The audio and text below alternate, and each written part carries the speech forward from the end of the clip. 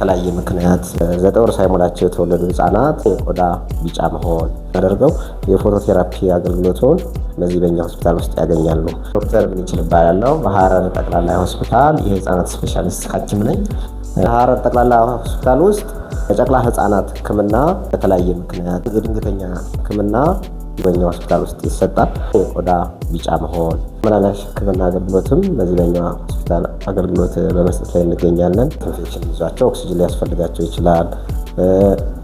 በወሊድ ምክንያት መታፈን እንዲሁም ሌሎቹንም አገልግሎቶች ያካተን የጨቅላ ህፃናት ህክምና በእኛ አገልግሎት ውስጥ ተኝተው እንዲታከሙ አገልግሎቱን ማግኘት ይችላሉ ማለት ነው። የመኝታ ክፍላችን የህክምና አገልግሎቶቹን በመስጠት የምንገኝ መሆኑን ለመግለጽ እንወዳለን።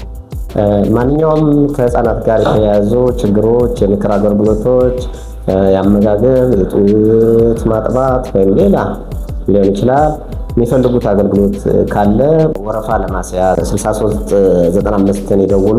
አፋጣኝ ምላሽ እንሰጠዋለን።